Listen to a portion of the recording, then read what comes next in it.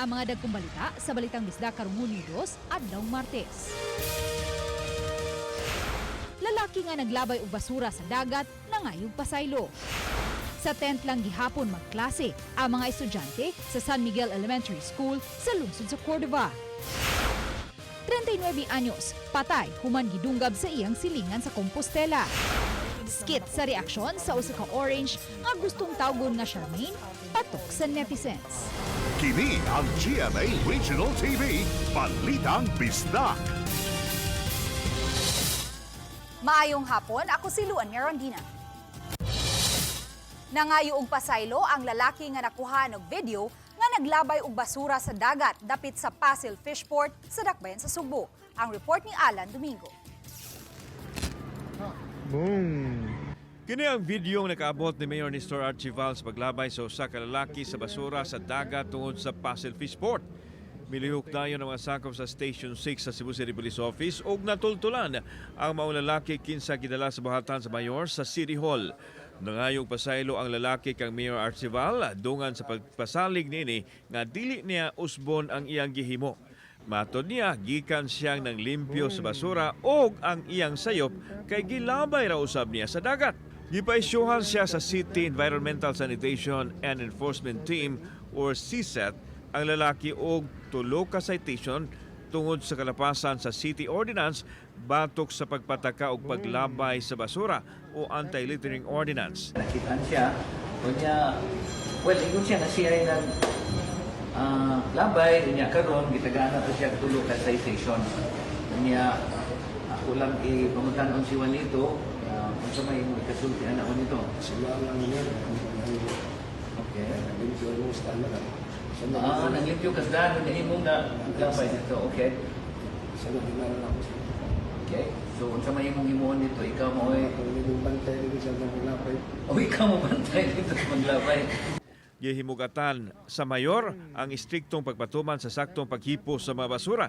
Gani usa sa gitutukan sa LGU ang Coastal Barangay sa Pasil, Suba ug Ermita diin ana-ana unta sa 90% nga ilang nalimpyuhan. Busa dismayado siya nga aduna gihapon mga tawo nga wa magpakabana og padayon sa paghugaw-hugaw sa dagat. Awhag sa mayor ngadto sa mga tawo nga magpakabana og makighiusa sa pagsulbad sa problema sa basura. Kini ilabi na nga nakasinati pa ang dakbayan sa Sugbo ug suliran sa paghipos sa basura. Masilingan na naman ilang paglabay din sa dagat. Yung ano, kamo na sa'yo masunod na yan akong dakpan. Salamat sa atong mga BEO, salamat nila sa Kapitan. Kunya nauna si Colonel George, no? Hindi kayo si Colonel George. So, tanan ng mga tao nga nakabantay dito. Samtang, gikumpirmar sa mayor nga nibalik ang dakbayan sa Sugbo sa paglabay sa mga basura dito sa lungsod sa Aluginsan. Kinihuman wa pa mahanay ang paglabay ug balik sa basura sa Binaliw Landfill tungod sa mga isyo nga wa pa mahatagi og katin-awan. Kauban si Clover Lumayag, ako si Alan Domingo. Balitang Bisdak. Sa 10th classrooms lang gihapon, magklase ang kadaghanan sa kapin 300 ka mga estudyante sa San Miguel Elementary School sa lungsod sa Cordova kay wa pa nahuman ang ilang school building. Ani ang akong exclusive report. Kini ang sitwasyon sa San Miguel Elementary School sa lungsod sa Cordova atol sa Brigada Eskwela niadtong August 16, 2023. Mga ginikanan ug mga volunteers puliki sa pagpamintal sa mga armchairs kay bugtong ang kinderaman ang adunay matawag nga classroom. Ang mga estudyante gikan sa grade 1 hangtod sa grade 6 pulos man sa 10th ng klase. Kini tungod kay ang 4-story 12 classroom nga gisugdan pag-construct niadtong tuig 2021, pundasyon pa lang ang napabarog. Gigahinan kini sa kanhi administrasyon og 10 million pesos. Dihang nilingkod na si Mayor Cesar Didoy Suan niadtong 2022, gipangitaan kini og pondo sa LGU aron matiwas ang trabaho. Fast forward, human sa 3 ka tuig, gibalikan sa RTV Balitang Bisdak ang San Miguel Elementary School. Nabantayan namong nahuman na ang 3 ka mga classrooms sa ground floor sa school building. Hitsas na usab kini sa mga bag-ong tables and chairs gikan sa DepEd. Matod sa mga teachers sa San Miguel Elementary School, sa miaging school year lang kini nila nagamit. Tag-usa ka section sa grade 1, grade 2 o grade 3 ang mogamit dinhi. Apan bag-o pa lang gani kini, na problema na ang mga teachers kay matag higayon nga kusog ang uwan, magtuo gayud ang tulo ka mga classrooms. Na may duha ka rooms nga dili kaayo tulo ma'am. So mao sa lang to among gamitan yang isa kay dili na gyud amo lang tambakan sa mga kuan bangko sa lang. Asa ato? Katong first nga room ma'am kay tambakan sa lang namo sa mga kanang kuan bangko kay tulo jud kaayo siya ma'am. Di na magamitan kay daghan kay bangko na sa gawas pagud ma'am. Kay mahadlok mi nga makawatan, makapaon. Samtang ang ubang section sa grade 1 hangtod sa grade 6 sa mga 10 classrooms gihapon magklase. Base sa enrollment sa San Miguel Elementary School sa school year 2025-2026, aduna sila'y 378 ka mga estudyante, tagduha ka section sa matag grade level. Matod ni teacher Kimberlyn Casquejo, gipaningkamutan gayud nilang one shift lang ang klase kay init kaayo kon hapon na magsugod ang klase. Busa gawa sa mga karaang 10th classrooms, nagbuntar usab sila og dugang 10th nga mga classrooms.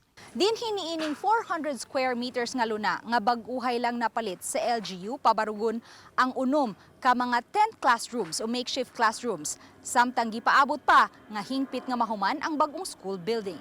Kada human sa klase ma'am may tuson ang mga TVs, laptops, speakers, ano ma'am. Asa-asahon jud siya ma'am. Mato di Konsehal Limuel Pugoy, Chair sa Committee on Finance and Appropriation, nga nangayo na sila og pondo sa Kongreso ug samtang naghuwat pa sila sa funding gikan sa national government, giduso na usab nila kini ngadto sa DepEd aron mahatagan usab og pondo. Pero apil siya sa among listing sa katubitang i-download naman ron sa mga LGUs ang mga projects sa school classrooms.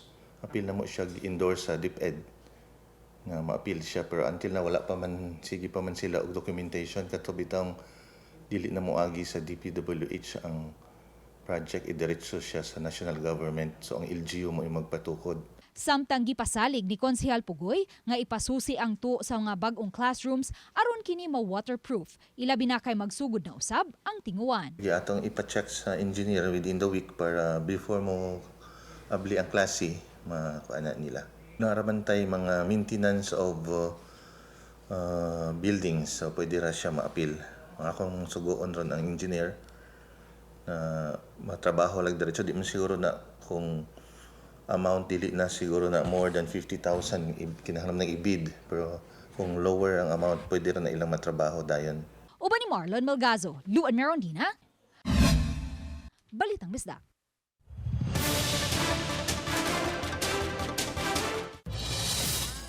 Andam na ang Department of Education kaabag ang mga LGUs ug lain-laing sektor sa pagsugod na unya sa bagong school year sunod simana. Kinibisan pa man nga sa tibok nasod, adunay 165,000 nga backlog sa kakuwangan sa mga classrooms. Ang live report ni Nico Sereno. Nick? Yes, may doon naman tuoy kakuwangan sa mga classrooms karon din sa tibok nasod apan gilauman nga magpadayon na unya ang konstruksyon sa mga bag-ong school buildings, labi na nga napunduhan na karong tuiga ang Departamento sa Edukasyon. 2, 1. Kini ang bag-ong school building sa Subang Dako Elementary School nga giinugurahan o gibindisyonan kaganiha dungan sa regional launch sa Brigada Eskwela. Gidunar sa private sector nga talagsaon nga istruktura itandi sa naandan. Hybrid building ang tawag nila niini. Aron makadaginot sa espasyo, ang ground floor ang gitagana para sa napo ka mga classrooms. Samtang ang second floor mao ang multi-purpose area, pang programa ug pang sports activities. Na magitaylag sa atong mga school buildings, classrooms diri sa City of Mandawi. So kani siya pasalamat jud kay ta ani na contribution sa dako gyud kay ni siya tabang nato no, especially kung tanawon ninyo may kay pulido kayo pagkatrabaho. Ang Kapitolyo mupondo usab og 5 million pesos para sa speech laboratory sa maong building. Lakip na ang pamilya nga midunar bisaad og dugang mga improvements sa classrooms. It is my goal that eventually most of our schools will have a speech laboratory to increase our English proficiency. Matud sa DepEd, sa tibok nasod, dunay 165,443 ka mga classrooms nga backlog o tukurunon pa. Marami po tayong ways, means, and modalities kung paano natin magagawa at mababawasan yung backlog na yun. And isa po talaga dyan, yung makakuha tayo ng tulong sa pribadong sektor. There's a lot of preparations, no? Just like Brigada Escuela, that's physical preparation. But ongoing is also the training of our teachers for the revised curriculum. Sa programa kaganiha, dungan sa pagpahalipay sa private sector nga nagsuporta sa DepEd, dugang mga donasyon sab nga magamit sa mga eskwelahan ang gipang apod-apod. Samtang sa probinsya sa Siquijor, gibuksan na sab ang Brigada Eskwela. Apil na dinhi ang mga tunghaan nga nadaot atol sa kusog nga linog sa milabayng tuig. Matud sa DepEd, ang ayang masiguro nga luwas ug hapsay ang mga eskwelahan. Hugot ang suporta sab sa Kapitolyo sa mga kalihukan sa DepEd. Nisalmot sab ang buhatan sa Department of Justice, Parole and Probation Administration nga nang repair sa mga bangko, paghinlo sa palibot ug pagpintal sa mga rooms. Karon ato lang sa siya giayo-ayo pero gipa-inspect gid ni nato no sa DRR, sa fire o sa municipal engineering, sa building pod nato administrator na to see to it na ang pag-ayo-ayuan ni mga slight na repairs safe pa pod gyapon nato mga bata nga mori usa kaysa i-compare na to na adto sila sa lalao sa gym na to kay init man dito dili siya conducive to learning. Successful ang pag-educate ato sa mga bata.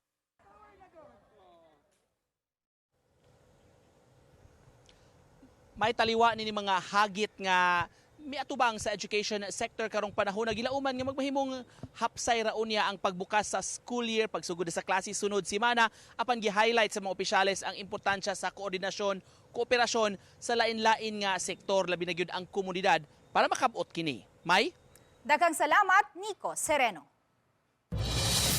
Nakaalerto na ang National Capital Region Police Office alang sa impeachment trial batok kang VP Sara Duterte. Kini ang gipahibaw ni PNP Directorate for Operations Acting Chief Police Brigadier General Rogelio Peñones Jr.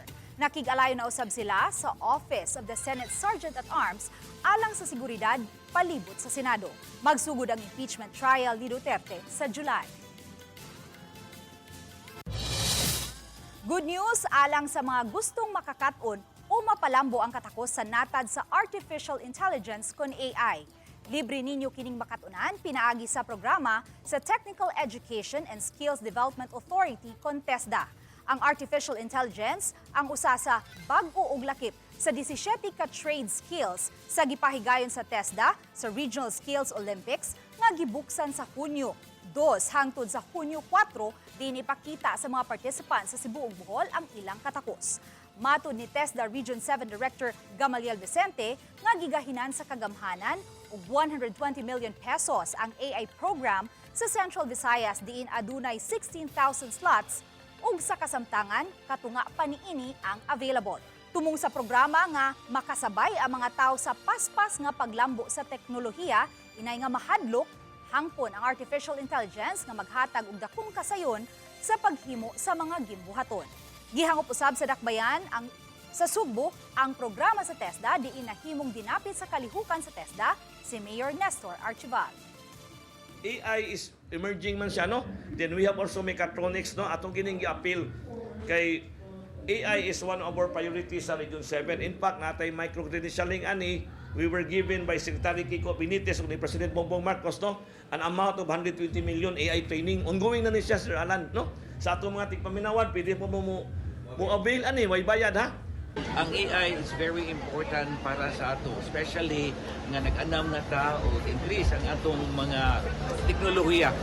Now, especially katong mga tao nga nag-graduate na sa college, nagtrabaho na, it's very important. Mupahigayon og random sanitary inspection ang Talisay City Health Office sa mga karinderya duol sa tunghaan, ilabi na sa pagsugod na sa klase sunod semana sa mga pampublikong tunghaan. Ang report ni Femari Dumabo. Random nga inspection ang himuon sa Talisay City Health sa mga tindahan ug karinderya duol sa mga eskwelahan. Pagsiguro sa kalimpyo sa mga gibaligyang pagkaon ug mainom ngadto sa mga tinun-an. Wala man sukad makadawat og reklamo ang Talisay City Health Office ug ang Committee on Health sa konseho. Kalabot niini apan ila kining buhaton aron lang makasiguro sa kaluwasan sa mga tinun-an ug mga magtutudlo. Matuyok nila ang kaning mga mga tindahan nga nag-surround sa atong mga eskwelahan para ma-check pud nila no ang kanila binas sa mga baligya na pagkaon o kaning sa mga tubig mainom. Masuruyo na mga sanitary inspectors to check on mga ingana. Lagi kay we see food being displayed out in the open ba. We also want the public to help us monitor this kay ang public mo gidang na everywhere.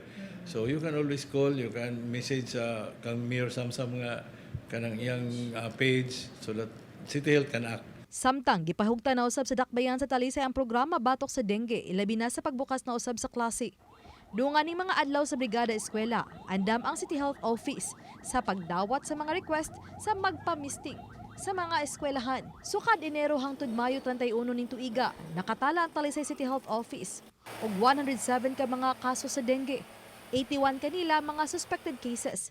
Samtang 26 ang confirmed dengue cases. Walay natalang nakalaas. Hinungdan nga subsupang ilang anti-dengue program sa mga sitio usab. Aron magpabiling way matalag yung mamatay tungod sa kaso sa dengue. Ongoing ang atong dengue task force pagsuroy-suroy sa lain-lain natong mga barangay ug sa lain-lain natong mga eskwelahan. No, labi na karon nga tigsugod na pod ang klase. So ang ato dito nga mapahinumduman gihapon nato ang ato mga eskwelahan ug ato mga barangay labi na sa kaning 4S nato, no. Ways nga mo gamay mubo kinunta na siya but ang importante nga we are monitoring everything. We are implementing the fever monitoring program. Ang tanan lagi na to mga barangay nga basable use na to basta hilantan ang bata or bisan dagko kay di naman lang na-exclusive sa bata aron ang dengue. So ato dahil ipa-report so that ma-check din sa atong mga healthcare worker. Oba ni Cleofer Lumayag, Femari Dumabok. Balitang Bisdak. Gikalipay sa mga motorista ang pagmeno sa presyo sa produktong petrolyo sugod karong adlaw. Big time rollback ang gipatuman sugod kaganihang buntag. Human sa 5 kasunod-sunod nga semana nga aumento, kapin sa 9 pesos kada litro sa diesel ang rollback. Samtang kapin sa 10 pesos usab sa kerosene. Samtang sa gasolina, kapin sa 4 pesos kada litro ang pagmeno sa presyo. Kapoy ka naman mo, atay madasa to. Nga pamilya ka, muntahan namin damay, madaan na gamay. Big time ako nun eh. Oo, busos, may busos pa. Ipay mo ng private, isa mo tapaseroan. Oo. No? Ditaw, para dako-dako ang...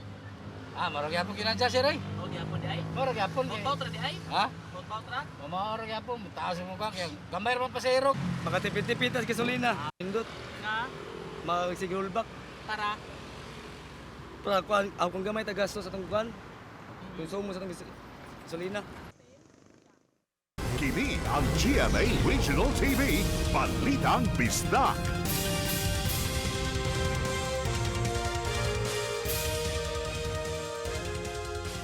Kini ang GMA Regional TV, Balitang Bisdak. Nisusi sa dapit si Lapu-Lapu City Lone District Congressman Junar Dahong Chan, human na balita sa RTV Balitang Bisdak ang panawagan sa mga residente sa Modena Subdivision sa Barangay Basak, Lapu-Lapu City ngadto sa lokal nga kagamhanan ug sa kontraktor nga unta mapadali na ang paghuman sa drainage project sa George Campus Road. Atol sa pagsusi sa kongresista, iyang gitawag ang atensyon sa kontraktor nga nagtrabaho sa proyekto sa DPWH. Sa Facebook Live sa kongresista, gipakita niini nga ubay-ubay na sa mga estruktura ang nahuman na pag-demolish ug nakasibong na. Apan hinay ang pagtrabaho sa drainage project. Matod sa kongresista, duha ka mga kontraktor ang nagtrabaho niini. Ang habig sa Modena Subdivision, proyekto sa city government. Samtang ang habig paingon sa eskwelahan, iya sa DPWH. Samtang sa interview kang Mayor Cindy King Chan, gibutyag niini nga naglaraw ang kongresista nga pailisan ang kontraktor. Apan wa matataw kung ang duha bagayod ka mga kontraktor ang gitimbang-timbang karon sa kongresista nga pailisan. Actually, kuana na lagot na kay kong ahong ana no.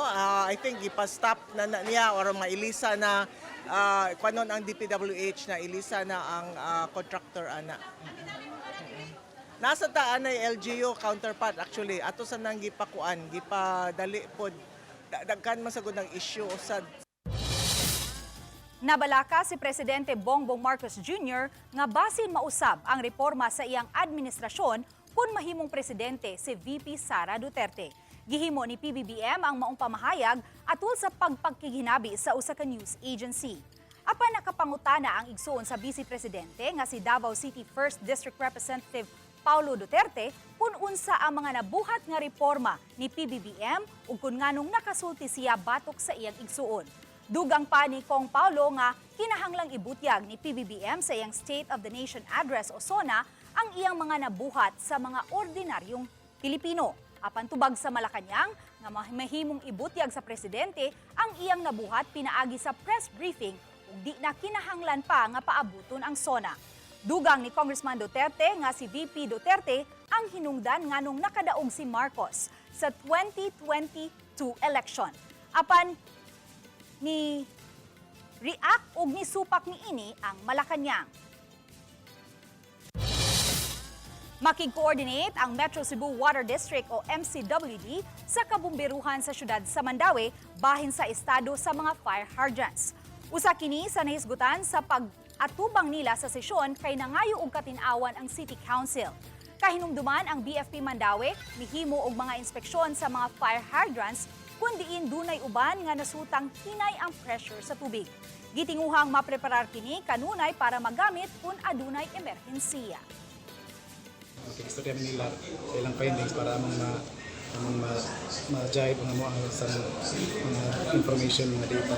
Sa mo ang data gani sir kay 100 na siya pero paano pa i-verify pa rin ay iban nga wala na verify. Kadang pagkawat. Ay upat sana nakawat ang uban kay wala na diha sa site dai kina panayon. Nasakmit sa operasyon sa kapulisan ang moabot sa 3.4 million pesos nga balor sa gituhuang shabu. Ang dinakpan usa ka 33 anyos kinsa gihulagway nga high-value individual ug residente sa Cebu City. Gingong nahimong budigero kaniadto ang suspect nga nakahigayon pa pagpalapad sa iyang koneksyon. Gipaagi sa e-money nakuno ang bayad sa mga transaksyon kung mukuha og supply gikan kaniya. Sa operasyon nga gihimo sa Barangay Subang Dako, moabot sa 500 grams sa drogas ang nakuha. Paghingusog sa monitoring sa mga tech scams, ingon man pagpangilad online, gisugyot sa mga ahensya sa gobyerno.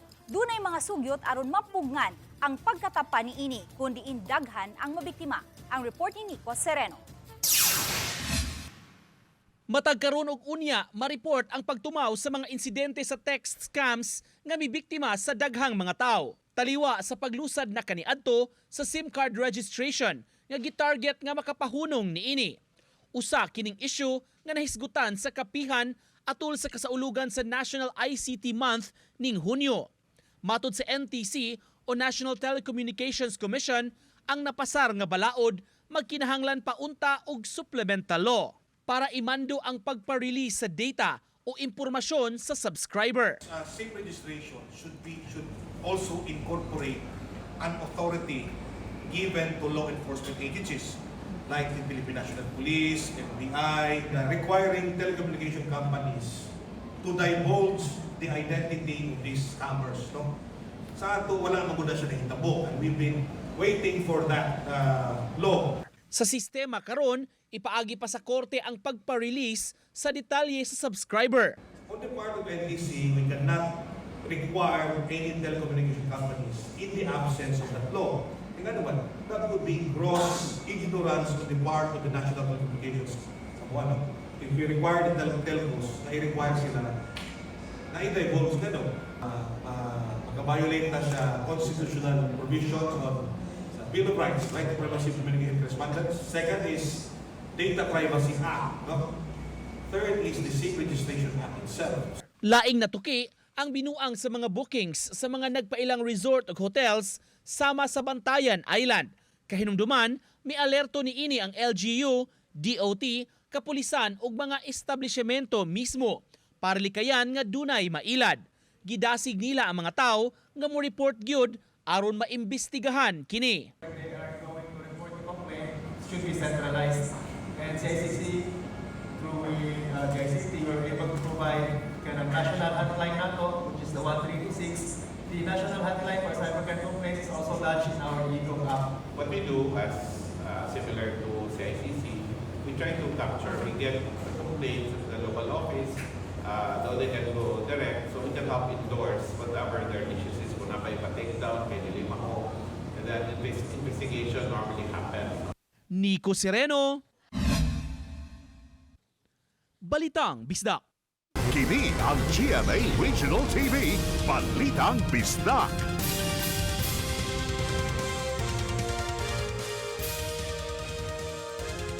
Kini ang GMA Regional TV, Balitang Bisdak. Namatay ang usa ka 39 anyos nga lalaki humandog gaba sa liog sa iyang silingan sa Green Hills, Cugod, lungsod sa Compostela tungod sa selos. Giila ang biktima nga si alias June samtang ang sospek mao si alias Jim. Ana-ana sila sa hingkod nga panuigon. Giingong managsilingan lang ang sospek ug ang iyang biktima. Base sa investigasyon sa kapulisan nga samtang nag-istorya ang biktima uban sa iyang mga higala, kalit lang nga miduol ang sospek ug gidunggab kini hinungdan sa iyang hinanaling kamatayon. Human sa pagpanunggab, daling nisibat ang suspitsado sa lugar. Selos ang gitanaw nga motibo sa krimen kay gidudahan sa sospek ang biktima nga adunay relasyon sa iyang uyab. Gipaila-ila na ang mga contestants sa Teen Clashers. Gipakita usab ang ilang precious moments sa ilang pagkasulod sa top 24.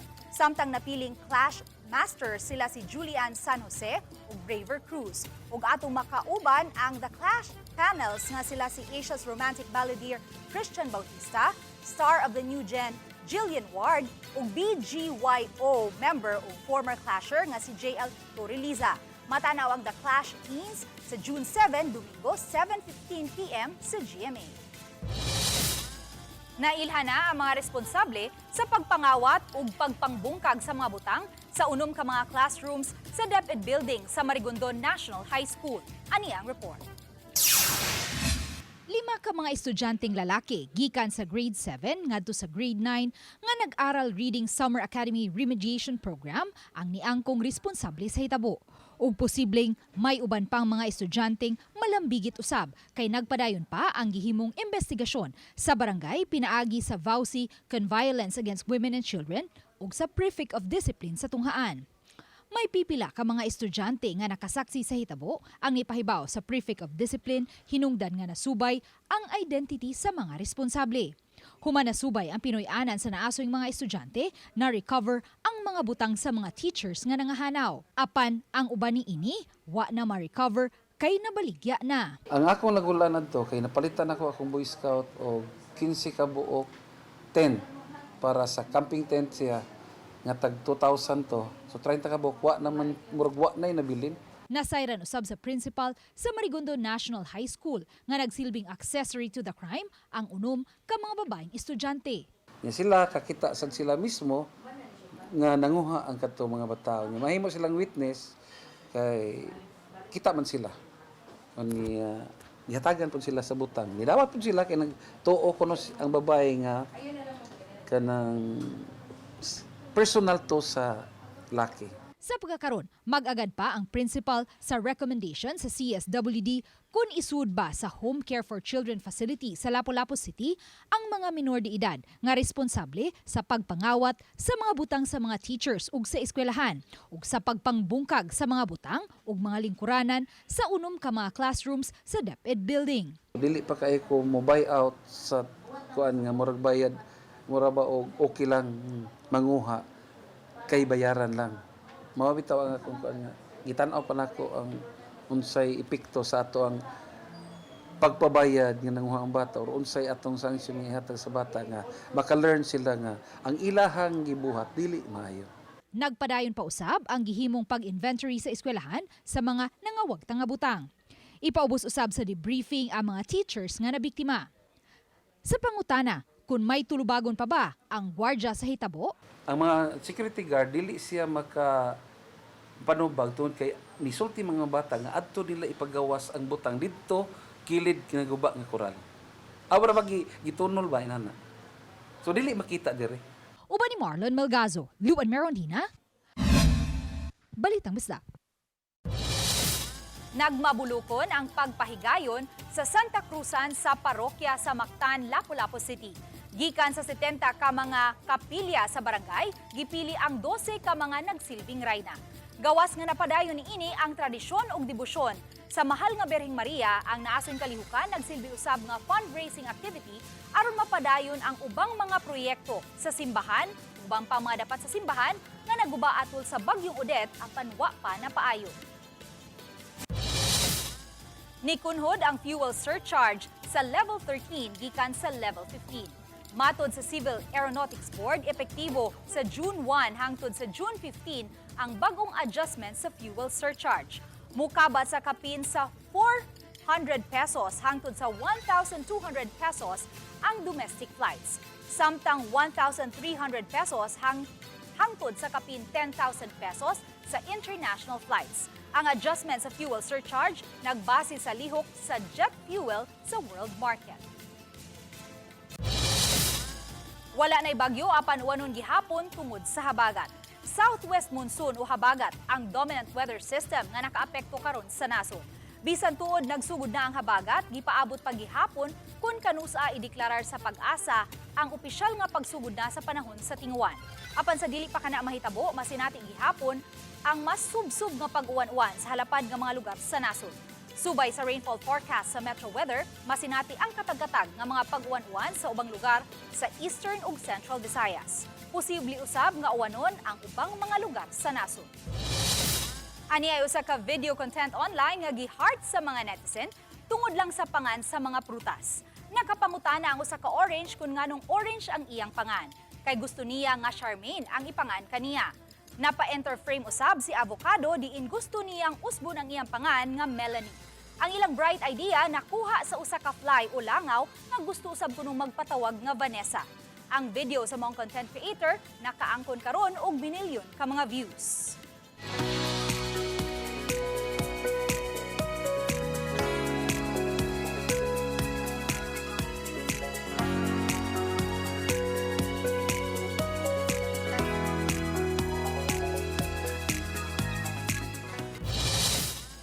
Ug mao kadto ang labing dako og mga nag-unang balita sa Central ug Eastern Visayas. Daghang salamat mga kapuso. Ako si Luan Merondina. Kami ang GMA Regional TV Balitang Bisdak, way gidapigan, way giprotektahan, kaniadto pa hangtod karon serbisyong tinud-anay. Maayong hapon mga kapuso.